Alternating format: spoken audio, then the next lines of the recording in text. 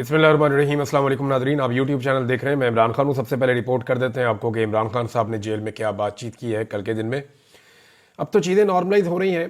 पहले इमरान खान साहब को बहुत ज़्यादा रिपोर्ट इसलिए करना पड़ता था कि बाकी मीडिया इमरान खान को रिपोर्ट नहीं करता था, लेकिन अब अच्छी बात यह है कि आहिस्ता आहिस्ता जो तमाम मीडिया चैनल्स के सोशल मीडिया अकाउंट्स हैं वहाँ पे इमरान खान साहब को रिपोर्ट करने की इजाज़त खुली, और अब पाकिस्तान के टेलीविजन के ऊपर भी खुलकर इमरान खान साहब का नाम लिया जा रहा है।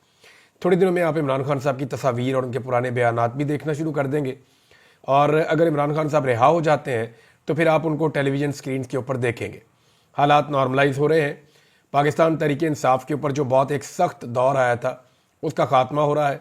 इस जमात ने साबित किया है कि ये फस्तायत के सामने, जबर और जुल्म के सामने हार इसने नहीं मानी, बल्कि ये डट कर खड़े हो गए। नॉर्मली पॉलिटिकल लोग हारते नहीं होते, ये एस्टेब्लिशमेंट को ही हारना पड़ता है, लेकिन ज़्यादातर पॉलिटिकल लीडरशिप जो है वो कंप्रोमाइज़ कर लेती है। यहाँ इमरान खान साहब ने उस लेवल का कंप्रोमाइज़ नहीं किया। इमरान खान साहब को जो बड़ा मसला है पाकिस्तान की खातिर, देखें ना, बंदे मरवाने के बाद कौन मुज़ाकरात करता है? जिस पॉलिटिकल पार्टी के बंदे शहीद हो जाए ना, वो फिर मुज़ाकरात नहीं कर रही होती। उसको तो मौका मिल जाता है कि वो हर लेवल के ऊपर दीवार के साथ लगा देती है हुकूमत को और इदारों को। लेकिन इमरान खान साहब ने for the sake of this country अपने मुश्किल तरीन वक्त में, जब उनके कारकुनों को शहीद किया गया, उसके बाद उन्होंने मुज़ाकरात की बात की, और वो मुज़ाकरात कर रहे हैं। और वो ये कहते हैं कि मुल्क की खातिर तो मैं बात करने के लिए तैयार हूँ, मेरे साथ बैठो, कोई हल निकाल देते हैं चीज़ों का। हालांकि जब 25 मई हुआ था 2022 में, जब बहुत टार्चर हुआ था इमरान खान साहब की पार्टी के ऊपर, बड़ा जुल्म हुआ था, तो उस वक्त भी इमरान खान साहब ने एक बात कही थी। तब भी उन्होंने कहा था मुज़ाकरात करने के लिए मैं तैयार हूँ। नवाज शरीफ को मिलकर कुछ सहाफ़ी आए थे सीनियर, इमरान खान साहब के पास प्रपोजल लाए थे, लेकिन वो मियाँ साहब की तरफ से नहीं थी। वो खुद से एक एफर्ट कर रहे थे कि जी फ़ौज के रोल को महदूद किया जाए। तो इमरान खान साहब ने कहा था जी ठीक है, 3 चीज़ों के लिए तो मैं रेडी हूँ। नंबर 1, फ़ौज के किरदार को महदूद किया जाए, यानी वो उनका सियासी किरदार हमेशा के लिए ख़त्म किया जाए। अपॉइंटमेंट का जो तरीकाकार है उसको ऐसा स्मूथ किया जाए कि ये सियासत जो है इदारे के अंदर ये ख़त्म हो जाए। नंबर 2, इमरान खान साहब ने कहा था कि इकॉनमी के ऊपर सियासत बंद कर दी जाए, एक ऐसा चार्टर बना दिया जाए इकॉनमी का जो हमेशा चलता रहे, और इसके ऊपर जो भी अपोजिशन पार्टी हो वो सियासत का निशाना ना बनाए, क्योंकि ये पाकिस्तान की एक बड़ी कमज़ोरी है इकॉनमी जो है। लेकिन फिर इमरान खान साहब ने 2 और चीज़ें भी रखी थी। एक तो उन्होंने कहा था कि इलेक्शन का एक तरीकाकार तय कर लिया जाए, साफ और शफाफ इलेक्शन पाकिस्तान में होना चाहिए, इसको यकीनी बनाया जाए ताकि आइंदा होने वाले इलेक्शनों के ऊपर कोई उंगली ना उठाए। और चौथी बात इमरान खान साहब ने इजाफी कही थी, उन्होंने कहा था जी फिर कोई एनआरओ जो है वो नहीं होगा, यानी इसके अंदर कोई एनआरओ शामिल नहीं होना चाहिए। इन उसूली चीज़ों के ऊपर मैं बात करने को तैयार हूँ, लेकिन फिर ये ऑफर जो है वो जो हुकूमती जमातें हैं वो इसके ऊपर दें, तो मैं बतौर अपोजिशन लीडर, मुझे कोई एतराज़ नहीं है। मैं आज अपोजिशन में हूँ, लेकिन मुझे कोई एतराज़ नहीं है, मैं इसके लिए काम करने के लिए तैयार हूँ। अब इमरान खान साहब ने जो अडियाला में मीडिया से बातचीत की उसमें उन्होंने कहा कि सबको नया साल मुबारक। 2025 हकीकी आज़ादी का साल है, जिसमें घुटनों पर आए इस जाली और फस्ताई निज़ाम को शिकस्त हो जाएगी इंशाअल्लाह। साथ उन्होंने बोला, इस आमराना दौर में शख्सी आज़ादियों के खात्मे, बुनियादी कानूनी हुकूक की पामालियों और इदारों की तबाही ने मुल्क के ना सिर्फ समाजी और सियासी निज़ाम बल्कि कानूनी और माशी निज़ाम को भी दरम बरम कर दिया है। जिस भोंडे अंदाज में खालिद खुर्शीद को 34 साल कैद की सज़ा सुनाई गई, उससे साबित होता है कि मुल्क में रूल ऑफ लॉ का खात्मा हो चुका है और गैर एलानिया बदतरीन आमरीत का राज है। यानी इलेक्शन कमीशन ऑफ पाकिस्तान की तौहीन करने या उसको धमकी देने के ऊपर, किसी को धमकी के ऊपर कैसे 34 साल कैद की सज़ा हो सकती है? उम्र कैद भी 14 साल की होती है, या तो फांसी हो जाती है या उम्र कैद हो जाती है। उम्र कैद भी जो है वो 14 साल की होती है। यहाँ एक जज ने 34 साल की सज़ा सुना दी है, तो कैसे हम इस अदलिया को आज़ाद अदलिया कह सकते हैं? इमरान खान ने कहा कि वकला तहरीक से पहले भी हम फ़ौज की सियासत में मुदाखलत के ख़िलाफ़ भरपूर तनकीद करते थे, लेकिन तब कोई एजेंसी अपने शहरियों को इस तरह नहीं उठाती थी, और आईनी अदालत बनाकर पूरे अदालती निज़ाम को तबाह कर दिया गया है, और काजी फायजीसा की बाकियात को अदालती निज़ाम का कब्ज़ा दे दिया गया है, ताकि काजी की रवायत बरकरार रखते हुए अदालती फ़ैसले GHQ के ज़ेरे असर करवाए जा सकें। मेरे खिलाफ पिछले साल भी 4 गैर कानूनी फैसले दिए गए थे। सोमवार को अलकादर केस का फैसला भी वैसा ही तवक्को कर रहा हूँ, यानी पीर को फैसला आना है इमरान खान साहब के खिलाफ, کیونکہ جیل کا یہ ریکارڈ ہے کہ جیل میں جتنے بھی فیصلے آئے وہ عمران خان صاحب کے خلاف ہی آئے ہیں. اب یہ فیصلہ عمران خان کے حق میں تو آ نہیں سکتا, شواہد تو ہے نہیں, ثبوت بھی ہے نہیں, لیکن جج نے جب جیل جا کے ٹرائل کرنا ہے عمران خان صاحب کا تو اس نے پھر تو سزا عمران خان صاحب کو ہی دینی ہے نا, کیونکہ نظام عمران خان صاحب کا دشمن ہے. لیکن اس وقت نظام پھنسا ہوا ہے کہ اس آدمی کو باہر کیسے نکالنا ہے, یہ بھی ایک پرابلم ہے. اور یہ پرابلم کا جو ریزن ہے وہ یہ ہے کہ جو بائیڈن کی سپورٹ پیچھے سے ہٹتی جا رہی ہے. جو بائیڈن کی سپورٹ ہٹنے کا مطلب, جب میں کہتا ہوں نا آپ کو کہ جو بائیڈن کی سپورٹ ہٹ رہی ہے, اس کا مطلب ہرگز یہ نہیں ہے کہ ڈونلڈ ٹرمپ آئے گا اور آ کر کہے گا عمران خان کو جیل سے باہر نکالو. ایسا نہیں ہے. اس مداخلت کے تو ہمیں خلاف ہونا چاہیے کہ کسی کو جیل میں ڈالنے کے لیے یا نکالنے کے لیے امریکنز کا یا دنیا کے کسی بھی ملک کا کوئی رول نہیں ہونا چاہیے. لیکن انسانی حقوق کا معاملہ جو ہوتا ہے وہ کسی بھی ملک کا اندرونی معاملہ نہیں ہوتا, وہ ایک بین الاقوامی معاملہ ہوتا ہے. اس کے اندر کوئی بھی بات کر سکتا ہے. جیسے آپ دنیا کے کسی بھی ملک میں کوئی بھی ظلم ہوتا ہے تو اس کے خلاف آپ بات کر سکتے ہیں, یہ آپ کا حق ہے, کیونکہ وہ انسانی حقوق کا معاملہ ہے.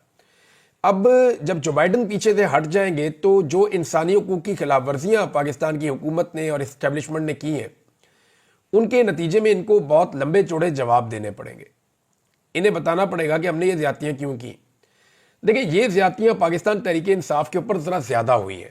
اس سے پہلے یہ زیادتیاں پی ایم ایل این کے اوپر بھی ہوتی رہی, مشرف دور میں ضیاء دور کے اندر پیپلز پارٹی کے اوپر بھی ہوتی رہی ہیں, اور جماعتیں بھی اس قسم کے عطاب کا نشانہ بنائی ہیں. بہت کم جماعتیں ہیں جن کے ساتھ اس طرح کا ظلم نہیں ہوا. وہ ہمیشہ سے کہیں نہ کہیں اسٹیبلشمنٹ کے ساتھ اپنا مارجن کریٹ کر کے رکھتی ہیں. ایک دور میں ایم کیو ایم کے ساتھ بہت برا ہوا, لیکن ایم کیو ایم کے مسلح ونگ بھی تھے, وہ ہم سب جانتے ہیں جیسے وہ اپنا نظام چلاتے تھے. لیکن وہ بنے بھی کیسے تھے یہ بھی ہم جانتے ہیں, ان کو بنانے والے کون تھے یہ بھی ہم جانتے ہیں. تو دودھ کی دھلی ہوئی پاکستان کی اسٹیبلشمنٹ نہیں ہے. اب کوئی بھی پاکستان کا معاملہ اٹھاتے ہیں, کہیں نہ کہیں جڑیں جا کر یہاں پہ اسٹیبلشمنٹ کے ساتھ مل جاتی ہیں. اب معاملہ یہ ہے کہ ٹرمپ کے آنے سے تو عمران خان صاحب نے باہر نہیں آنا. جو بائیڈن کے جانے سے جو انسانی حقوق کی خلاف ورزیاں پاکستان نے کی ہیں ان کا جواب مغرب کے سامنے دینا پڑے گا. جواب کیوں دینا پڑے گا؟ اس کی وجہ یہ ہے کہ پاکستان اپنی واحد جو منافع بخش ٹریڈ ہے وہ مغربی ممالک کے ساتھ کرتا ہے. چائنا کے ساتھ تو ہم خسارے میں فی الحال کرتے ہیں, یا انڈیا کے ساتھ بھی آپ کی ایسی ٹریڈ نہیں ہے. سینٹرل ایشیا میں بھی آپ کی کوئی اتنی اچھی تجارت نہیں ہے. جو آپ کی منافع بخش تجارت ہے وہ آپ کی یورپ کے ساتھ, امریکہ کے ساتھ ہے. اس میں آپ پیسہ اور ڈالرز کماتے ہیں, پاؤنڈز کماتے ہیں, اس میں آپ یوروز کماتے ہیں, تو اس سے پاکستان کو پیسہ ملتا ہے. اب معاملہ یہ ہے کہ ان کو آپ ناراض نہیں کر سکتے, اور آپ نے وہ سارے کام کیے ہیں جو ان معاہدوں کی خلاف ورزیاں ہیں جو معاہدے آپ نے یورپی یونین کے ساتھ یا مغربی ممالک کے ساتھ کر رکھے ہیں. آگے جناب عمران خان صاحب کہتے ہیں کہ ملٹری کورٹ جیسے فیصلوں سے پاکستان میں قانون کی حکمرانی کا خاتمہ ہو گیا ہے. جس ملک میں قانون کی حکمرانی نہ ہو وہاں کوئی سرمایہ کاری کرنے کو تیار نہیں ہوتا. پاکستان میں اب بھی گروتھ ریٹ 0 ہے. جب معاشی ترقی ہی نہیں ہوگی تو نہ ہم قرضوں سے نکل پائیں گے اور نہ ہی بے روزگاری کا خاتمہ ہوگا. پاکستان کے فیصلے پاکستان میں ہی ہوں گے. اس سے متعلق میرا موقف واضح ہے, اور یہی موقف سب کا ہونا چاہیے, چاہے وہ نواز شریف صاحب ہوں, چاہے عمران خان صاحب ہوں, چاہے باقی لوگ ہوں. دیکھیں, میں اکثر یہ کہتا ہوں, بوٹ پالش ہے اس طرح کے ذکر کرتا ہوں, تو وہ ایکچولی ہم پاکستانیوں کے اندر کا غصہ ہے. میاں نواز شریف صاحب کے پاس موقع تھا کہ وہ اسٹیبلشمنٹ کے خلاف ایک بیانیہ بنانے میں کافی حد تک کامیاب ہو گئے تھے, اور وہ اسٹیبلشمنٹ کا سیاست میں سے کردار ختم کرنے میں کردار ادا کر سکتے تھے. کیسے؟ دیکھیں, جب اسٹیبلشمنٹ عمران خان صاحب کو مار رہی تھی تو وہ بیسٹ ٹائم تھا میاں صاحب کے پاس کہ وہ بیٹھ جاتے اور بیٹھ کر کہتے کہ دیکھیں کل انہوں نے ہمارے ساتھ زیادتی کی, آج آپ کے ساتھ کر رہے ہیں. آئیں بیٹھتے اور بیٹھ کے ان کا رول ہمیشہ کے لیے ختم کر دیتے ہیں. لیکن اس وقت میاں صاحب نے پھر کمپرومائز کر لیا اور اپنی بیٹی اور اپنے بھائی کو وزیر اعظم اور وزیر اعلیٰ بنوا دیا. تو یہاں میاں صاحب کا جو کمپرومائز ہے اس کی وجہ سے ہمیں تکلیف ہوتی ہے کہ انہوں نے وہ موقع ضائع کیا جو بار بار ان کو ان کی زندگی میں ملا. بے نظیر کے ساتھ بیٹھ کے بھی وہ یہ کر سکتے تھے, آج عمران خان کے ساتھ بیٹھ کر بھی وہ کر سکتے ہیں, لیکن میاں صاحب نے اقتدار کو پسند کیا. یہ زیادتی میاں صاحب نے کی ہے. عمران خان صاحب نے کہا لیکن جب بنیادی انسانی حقوق کا معاملہ ہوتا ہے تو پوری دنیا سے آوازیں اٹھنا فطری عمل ہے. اقوام متحدہ جیسے ادارے اسی لیے ہیں, دنیا کے تمام ذی شعور انسان بنیادی حقوق کی پامالی کے خلاف آواز اٹھاتے ہیں. ارسطو نے بھی یہی کہا تھا کہ ہر شہری کا فرض ہے انسانی حقوق کی پامالی ہو تو آواز اٹھائے. 2 قسم کے لوگ ہی انسانی حقوق کی پامالیوں پر آواز بلند نہیں کرتے, ایک جو خود غرض ہوں اور دوسرے جو بزدل ہوں.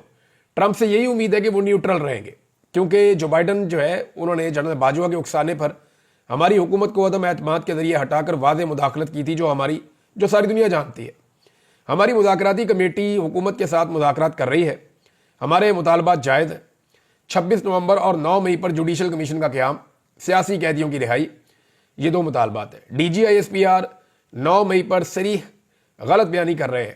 سیدھا اصول یہی ہے کہ جس نے سی سی ٹی وی فوٹیج چرائی اسی نے 9 مئی کروایا۔ ملٹری کورٹ سے فیصلے بھی اس لیے کروائے گئے ہیں کہ وہاں کسی نے سی سی ٹی وی فوٹیج مانگی ہی نہیں تھی۔ 26 نومبر کو سیدھی گولیاں مار کر ہمارے لوگوں کو شہید کیا گیا۔ جب بھی ان دو واقعات کی شفاف تحقیقات ہوں گی، دودھ کا دودھ پانی کا پانی ہو جائے گا۔ ہم نے حکومت کو 31 جنوری تک کی ڈیڈ لائن دی ہے۔ مذاکرات اور اس کے ساتھ ساتھ ترسیلات زر کا بائیکاٹ جو ہے اس کی مہم بھی جاری رہے گی۔ اگر حکومت نے ہمارے مطالبات کی منظوری میں سنجیدگی دکھائی تو بائیکاٹ مہم پر دوبارہ غور کیا جا سکتا ہے۔ مجھے بالواسطہ طور پر بنی گالہ منتقل کرنے کی پیشکش کی گئی ہے۔ میرا موقف واضح ہے کہ پہلے میرے اسیر کارکنان جو قید کیے گئے بیچارے اور رہنماؤں کو چھوڑا جائے، اس کے بعد میری بات ہوگی۔ اٹک جیل میں بھی مجھے 3 سال تک باہر بھیجنے کی پیشکش کی گئی تھی، لیکن میرا جینا، میرا مرنا پاکستان ہے۔ میں آخری سانس تک ملک کی آزادی کی جنگ لڑوں گا اور اپنی قوم سے بھی یہی امید کرتا ہوں۔ دیکھیں، عمران خان صاحب کر لیں گے، بات چیت بھی کر لیں گے، معاملات حل کر لیں گے، for the sake of country sub leaders کو یہ کرنا چاہیے۔ لیکن ایک چیز ایسی ہے جو میں آپ کو بتا دیتا ہوں جس پہ عمران خان صاحب کمپرومائز نہیں کریں گے۔ عمران خان صاحب اپنے امیج کے اوپر کمپرومائز نہیں کریں گے۔ پاکستانی لوگ عمران خان صاحب کے امیج کے بارے میں کچھ چیزیں بڑی وضاحت سے جانتے ہیں، اس کو پیسے دولت کا شوق نہیں ہے۔ یعنی لوگ یہ کہتے ہیں کہ عمران خان کو پیسہ بنانے کا وہ نہیں ہے، اگر بنانا چاہتے تو بہت بنا لیتے۔ شہرت اللہ نے ان کو سب دنیا سے زیادہ دی ہے، نام بہت زیادہ دیا ہے، دولت جتنی وہ چاہتے ہیں ان کو مل جاتی۔ تو ایک تو یہ وہ کرپٹ نہیں ہے، پاکستانی لوگ یہ اچھی طرح جانتے ہیں۔ دوسرا، لوگ اب یہ بات اچھی طرح جانتے ہیں کہ عمران خان بزدل نہیں ہے، کمزور آدمی نہیں ہے، ایک بہادر آدمی ہے۔ تو عمران خان صاحب یہ چاہتے ہیں کہ انہیں بہادر آدمی کی طرح یاد رکھا جائے، اس کے اوپر وہ کمپرومائز نہیں کریں گے۔ جیسے کوئی ڈیل ہو گئی، جا کے گھر میں بیٹھ گئے یا خاموش رہ گئے۔ ہاں، ملک کی خاطر بہت ساری چیزوں پہ عمران خان صاحب کے ساتھ بات ہو سکتی ہے، حالانکہ ان کے لوگ شہید ہوئے لیکن اس کے باوجود وہ بات کرنے کے لیے تیار ہیں۔ تو یہ ایک بڑا اچھا اور پازیٹیو سائن ہے۔ جن بیچارے قیدیوں کو چھوڑا گیا ہے، یہ وہ ہیں جن کو 2 سال سزا ہوئی تھی، 20 مہینے، 19 مہینے یہ ویسے ہی کاٹ چکے ہیں، جو 4 مہینے ان کے باقی تھے۔ تو یہ ملٹری کورٹ نے، آرمی چیف نے ان کو رحم کی اپیل پہ چھوڑ دیا ہے، اور یہ انٹرنیشنلی ان کے امیج کے لیے تھوڑا سا بہتر ہو جائے گا، کیونکہ انٹرنیشنلی اس معاملے کے اوپر بہت پاکستان کا مذاق اڑا اور پاکستان کے اوپر بہت تنقید ہوئی ہے، پاکستان کے اوپر بڑی نکتہ چینی ہوئی ہے کہ جی فوجی عدالتوں میں آپ سزائیں دے رہے ہیں، کس دور میں آپ رہتے ہیں؟ تو پھر اب اس معاملے کو ہینڈل کرنے کی کوشش کی جا رہی ہے۔ اگر یہ ابھی بھی ہینڈل نہیں ہوتا تو پھر سپریم کورٹ آف پاکستان کا جو آئینی بینچ ہے وہ فوجی عدالتوں میں سویلین کے ٹرائل کے خلاف فیصلہ دے کر تمام جو ٹرائل ہے ان کو منتقل کروا دے گا یہاں پہ عام عدالتوں میں، تو وہاں پتہ چلے گا جناب کیا ہوا ہے۔ اب معاملہ یہ ہے کہ یہاں پہ کچھ لوگوں نے پبلک کرنا شروع کر دیے ہیں وہ معافی نامے یا وہ درخواستیں جو ان قیدیوں نے کی تھیں کہ جناب ہمیں معاف کر دیا جائے یا ہماری رحم کی اپیل ہے اس کو مان لیا جائے۔ تو معاملہ یہ ہے کہ یہ پبلک کیسے ہو رہی ہیں؟ یہ تو آرمی چیف کے پاس تھی، تو ان کو کون پبلک کر رہا ہے؟ اس کی باقاعدہ خبریں چھپائی جا رہی ہیں، لوگوں کو ان کے اسکرین شاٹ دیے جا رہے ہیں کہ آپ لگائیں، سوشل میڈیا پہ لگ رہے ہیں، اگر تو یہ درست ہے تو۔ یعنی ابھی تک فیصلہ پبلک نہیں ہوا، لیکن رحم کی اپیل اور اس کے اوپر آرمی چیف کا رد عمل جو ہے وہ پبلک ہو رہا ہے۔ فیصلے سامنے آنے چاہیے، فیصلے جب سامنے آئیں گے تو کچھ وکلا یہ دعوے کر رہے ہیں کہ ان فیصلوں کے اندر ایسی غلطیاں ہوں گی اور ایسے عجیب و غریب فیصلے ہوں گے کہ پورا ملک اور پوری دنیا ہنسے گی ان کے اوپر۔ لہذا وہ فیصلے ابھی تک سامنے نہیں آ رہے، لیکن جو لوگوں سے لکھوایا گیا، جو لوگ اس کا مذاق اڑا رہے ہیں نا کہ انہوں نے پہلے لکھ کر دیا، اب یہ باہر آ کے تنقید کر رہے ہیں یا باہر آ کے پھر عمران خان کے نعرے لگا رہے ہیں یا باہر آ کے یہ کہہ رہے ہیں ہمیں غلط سزا دی گئی، ہمارے ساتھ ظلم کیا گیا، تو جو لوگ یہ تنقید کر رہے ہیں انہیں شرم آنی چاہیے۔ دیکھیں، وقت کے ساتھ انسان سیکھتا ہے۔ میں نے بہت کچھ سیکھا اور بہت سارے دوستوں نے بہت کچھ سیکھا۔ ماضی میں ہمارے چند لوگوں کے بارے میں یا اداروں کے بارے میں پوائنٹ آف ویو غلط ہو سکتے ہیں، لیکن کچھ چیزیں بڑی کلیئر ہو گئی ہیں کہ جی ڈیموکریسی کے علاوہ کوئی حل نہیں ہے، رول آف لا کے علاوہ کوئی حل نہیں ہے۔ پاکستان میں انسانی حقوق کی پامالیاں نہیں ہونی چاہیے، مینڈیٹ کا احترام ہونا چاہیے اور آزادی اظہار رائے ہونی چاہیے۔ انہی چیزوں کے ساتھ ملک آگے بڑھ سکتا ہے۔ تو یہ فوجی عدالتیں تو عدالتیں ہی نہیں ہوتی۔ اب جو لوگ ان کو سپورٹ کر رہے ہیں انہیں شرم آنی چاہیے، بجائے اس کے کہ وہ فوجی عدالتوں میں سویلینز کے ٹرائل کی مذمت کریں۔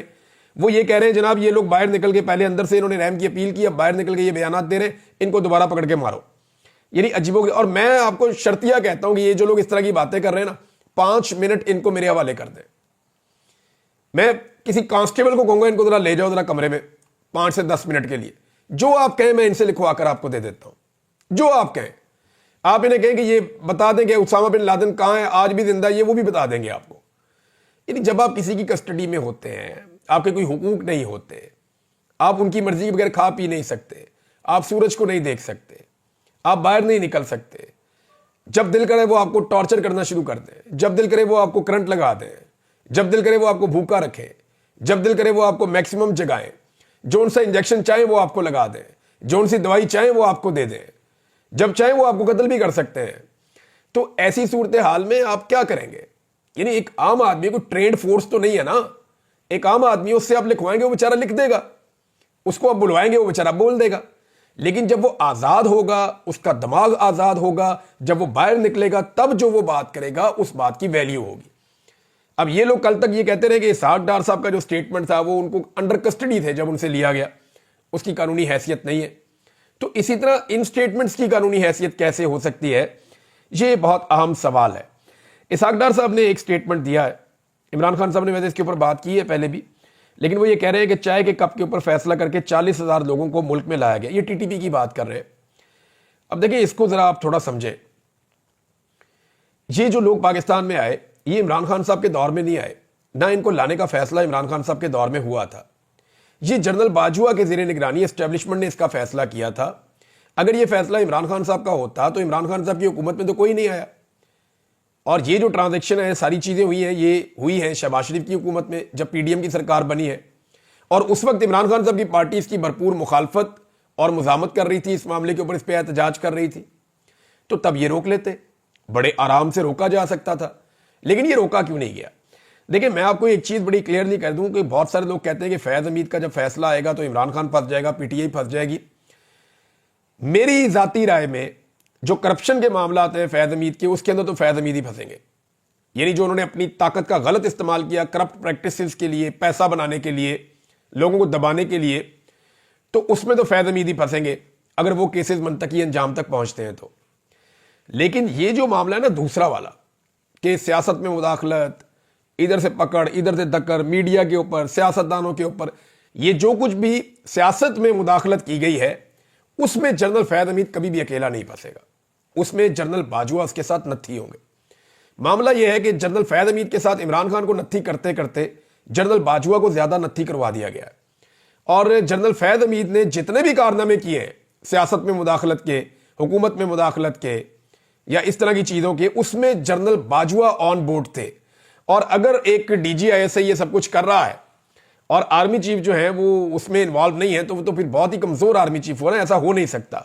और ये सबको पता है कि जनरल बाजवा का कितना ज्यादा सियासत में इंटरेस्ट था, और वो बुलाकर सियासत के ऊपर घंटों बातें किया करते थे, सहाफियों के साथ भी, बाकी लोगों के साथ भी, वो अभी भी बहुत ज्यादा करते हैं। नादरीन, ये लोग जो छूट कर आए हैं कैद में से, इसमें समीउल्लाह वजीर एक कैदी है बेचारा, उसको मैं देख रहा था कि वो बोल नहीं पा रहा सही तरह, और कुछ लोग कह रहे हैं कि मुबैना तौर पे उसका जो दिमाग के ऊपर असर हुआ है, शायद अकेले रहने की वजह से या टॉर्चर होने की वजह से, उसकी मैं हालत देख भी रहा था वीडियोस में, तो वो लग भी ऐसे रहा था कि जैसे वो बहुत प्रॉब्लम में रहा है। तो अल्लाह ताला इन लोगों के हाल पे रहम करे।